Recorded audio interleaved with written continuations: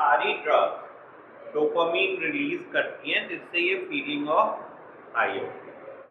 Dopamine में गड़बड़ी हमारे नशे की वजह से या गाबा ठीक से उसे कंट्रोल नहीं कर पाया। तो there are lot of medicine जो गाबा को इंक्रीज करने के लिए हम लोग यूज करते हैं और ये कहते हैं कि उससे शायद हमारी क्रेविंग कम हो जाए।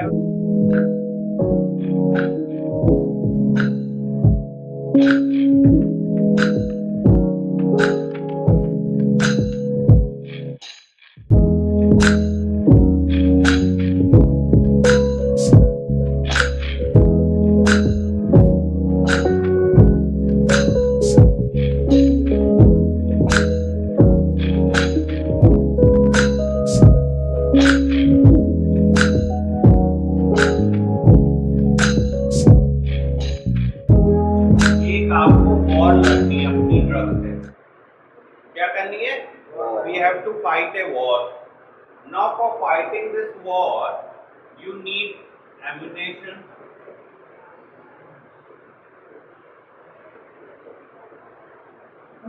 You need quick action.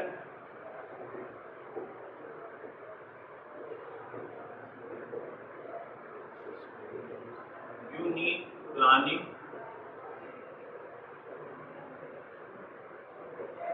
You need good communication.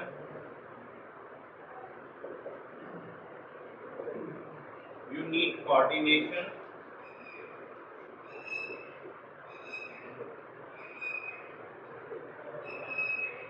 अगर इनमें से कुछ भी नहीं होगा तो उस वॉर में क्या होगा? You will lose it.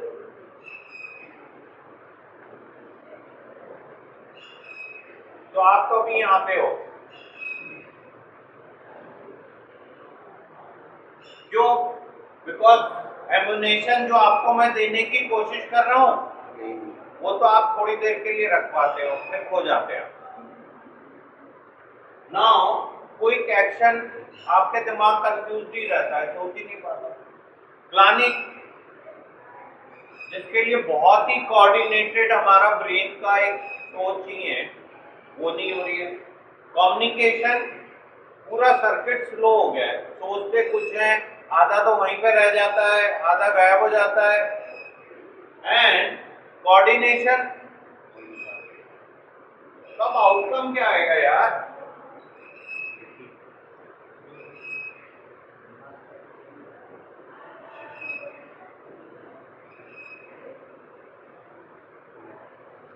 कोई भी लड़ाई लड़ने के लिए रूल्स कोई प्री फिक्स नहीं है। We have to become situational. हर मोमेंट पे हमें नए एक्शन लेने पड़ते हैं। हाँ, This suggested that those patients might also be less adept at using analytical areas of brain while performing decision-making tasks. तो वो क्या है? प्लानिंग के टाइम पे एनालिसिस काम ही नहीं कर रहा है। क्या सही है क्या गलत है यही नहीं सोच पा रहे, बस कह रहे हैं जी हमने कह दिया है हो जाएगा। मैं आपसे कहता हूँ भाई बदल लो, मेहनत कर लो, आप कहते हो क्या कहते हो? हो जाएगा, मैं कर दूंगा बस। Sure enough, brain scan shows that there were reduced level of activation in the prefrontal cortex, where rational thought can override impulsive behavior. It's impossible to say if the drugs might have damaged these abilities in relapsers, an effect rather than a cause of the chemical abuse.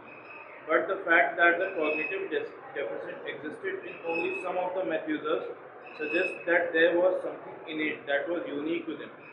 To his surprise, Paulus found that 80 to 90% of the time he could accurately predict who would relapse within a year simply by examining the scans.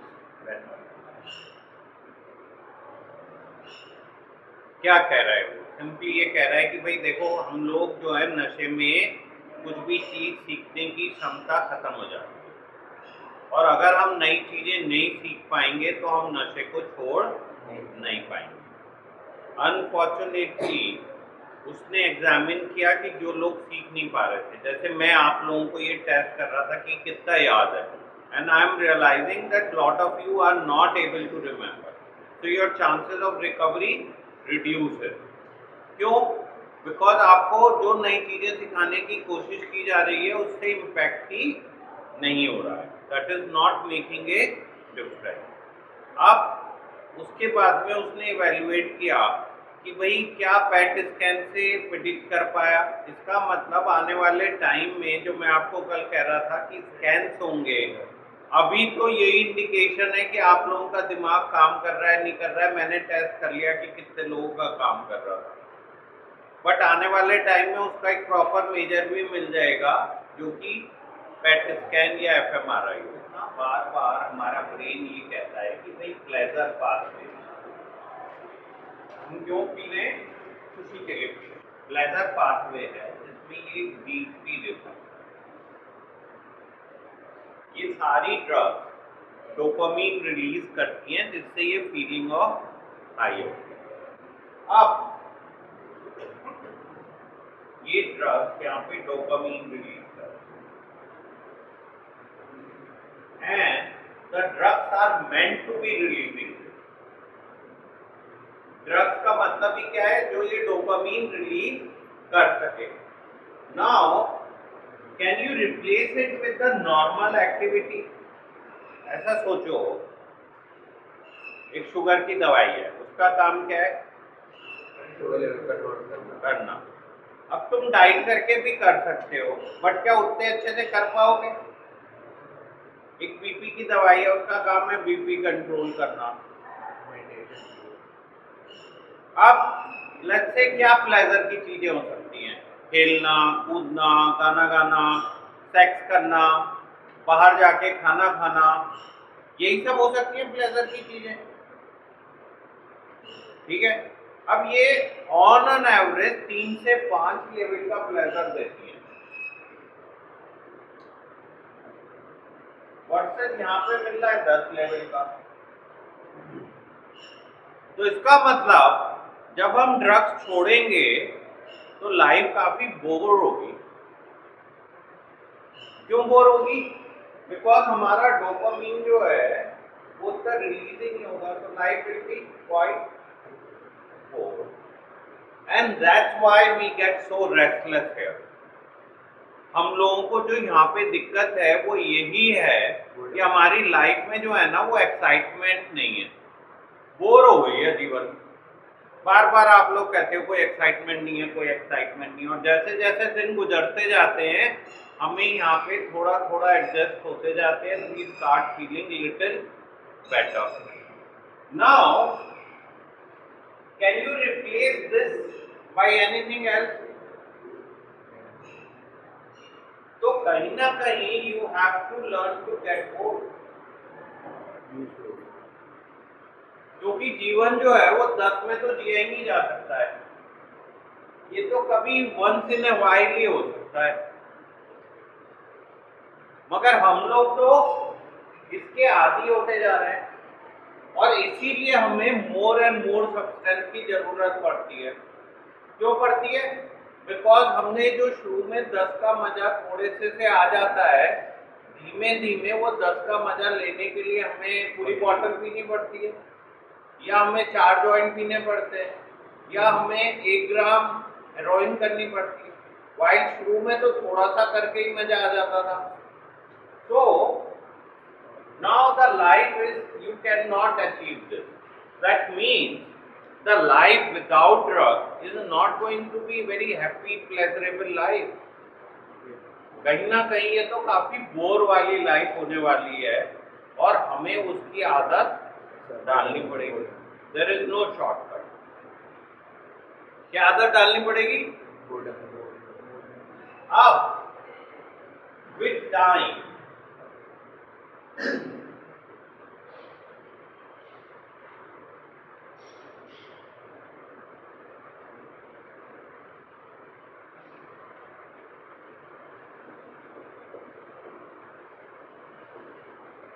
which is 1.5 years to 3 years,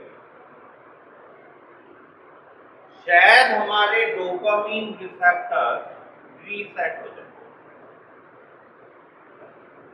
और वो 10 वाला level forget कर जाए।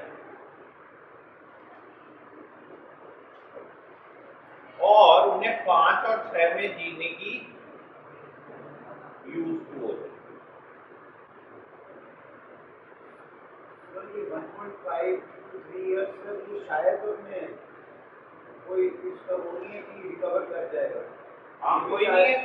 अगर किसी ने अपने system की ज्यादा वाट लगा ली है, ब्रेन ही डैमेज हो गया है, तो जीवन भर ठीक नहीं होएगा, क्योंकि भाई हमने परमानेंट डैमेज भी कर दिया है ना। कुछ लोगों ने ज्यादा अब्यूज किया, ज्यादा लंबे समय तक अब्यूज किया, निकोटीन भी डाला, अल्कोहल भी डाली, ड्रग्स भी डाली, खाना भी टाइम पे नहीं खाया, तो सिस्टम और ज्यादा खराब हो गया, ब्रेन और डैमेज हो गया। हो सकता है ये कभी ठीक ही ना हो, ये तो बस 50% तक ही रिकवर हो सकता है। अब आपको उसके साथ जीना पड़ेगा, कोई और शॉर्टकट है ही नहीं।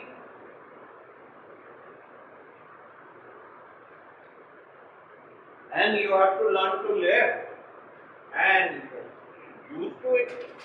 और बीच में बार बार आपकी ये बोर्डम आपको फोर्स करेगी कि कर ले नशा, मजा आएगा, और इसीलिए हम बार बार उसमें नशे में चले जाते हैं। हाँ नितिन जी, इस प्रोसेस में अगर कोई पेशेंट डिप्रेशन में चला जाए तो साइन ऑफ रिकवरी माना जाएगा। डिप्रेशन में चला जाए तो मतलब साइड इफेक्ट है, जैसे हार्ट का ट्रीटमेंट कराते कराते 10 कॉम्प्लिकेशन हो सकते हैं, कैंसर का इलाज करते करते इन्फेक्शन हो जाता है। ये 1.5 to 3 years या 5 to 5 years है, इसमें जो बोर्डम आएगा, डिप्रेशन तो पक्का आएगा ही आएगा। क्यों?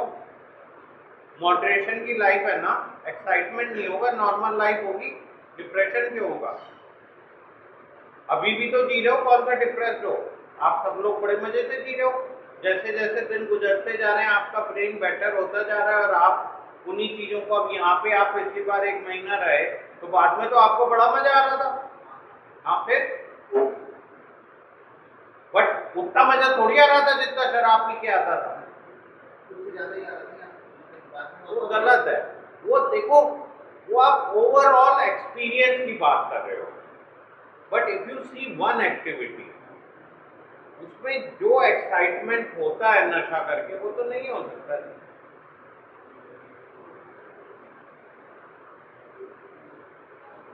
नाउ एक डोपामीन के साथ हमारे ब्रेन में गाबा करके केमिकल भी है, गाबा न्यूरोट्रांसमीटर। ये मॉडरेटर है, जैसे वो क्लच और ब्रेक होते हैं ना, कुछ उस तरह से हमारे ब्रेन में काम करता है।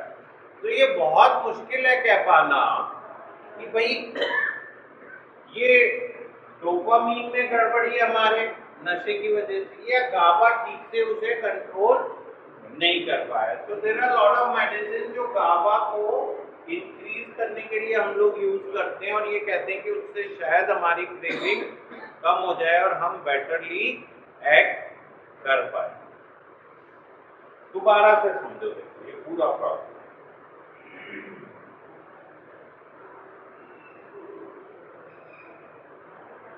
हमारे ब्रेन में एक रिवॉर्ड पाथ, जिसमें एक D3 रिसेप्टर है, जहां पे जाके सारा नशा डोपामीन रिलीज करके आपको फीलिंग ऑफ हाई देते। डोपामीन गाबा रिसेप्टर से मॉड्यूलेट होता है, कम ज्यादा होता है।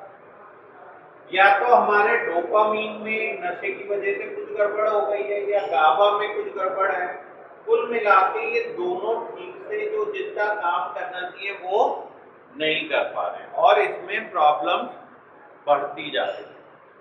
नाउ अनफॉर्चुनेटली नॉर्मल लाइफ में जितना डोपामीन रिलीज होता है वो 5 to 6 का है, वाइल हम नशा करके उसको 10 तक रिलीज करते हैं, और वही फीलिंग ऑफ एक्साइटमेंट हमें बार बार नशे की तरफ लेके जाती है। नाउ नॉर्मल एक्टिविटी कितना रिलीज करेंगी? 5 to 6। इस पूरे सर्किट को ठीक होने में मिनिमम तो 90 डेज लगते ही हैं, बट अमूमन 1.5 से 3 साल लगते हैं। और डिलेड जो रिलैप्स होता है उसका one of the important reason यही रिसेप्टर्स है, क्योंकि फीलिंग ऑफ एम्प्टीनेस और बोर्डम की वजह से आप साल में 1.5 साल में भी दोबारा से नशे की तरफ अट्रैक्ट हो जाते हैं। ये रिसेप्टर्स कभी भी रीसेट होंगे धीमे धीमे और आप दर्द को धीमे धीमे भूलने लग जाओगे। जैसे अगर यहीं पे एक्सपीरियंस करो तो पहले कुछ दिन जितने विड्रॉल्स या क्रेविंग होती है धीमे धीमे हम उसके यूज टू हो जाते हैं और वो फीलिंग कम होती जाती है और हमारे को प्रॉब्लम कम फेस करनी पड़ती है। ये कभी भी for ever this can not go back to normal. ये कभी भी नॉर्मल वाले प्रोसेस में नहीं आएगा and any single exposure can be the cause of this whole dysregulation. Stress is fight और फ्लाइट। क्या होता है? फाइट और फ्लाइट। या तो झगड़ा करो या भाग जाओ, बचा लो। तो अब यहाँ पे स्ट्रेस के टाइम पे हम लोग नशे की तरफ भागने लगते हैं, नशा इस्तेमाल करने लगते हैं। तो उस टाइम में स्ट्रेस तो खत्म होता नहीं है और हम अनफॉर्चुनेटली ज़्यादा पी जाते हैं। उसका रीज़न ये है कि हमारा जो प्री फ्रंटल कॉर्टेक्स है वैसे ही कमज़ोर है और हमने जब स्ट्रेस हो गया तो स्ट्रेस के टाइम पे सोचने समझने का वैसे ही कोई वो नहीं है, तो हम बस पीते ही रह जाते हैं। तो एज सच हम लोगों का ये रिस्पॉन्स है कि स्ट्रेस के टाइम पे हम नशा करते हैं, बट लॉजिकली और scientifically this is the worst time.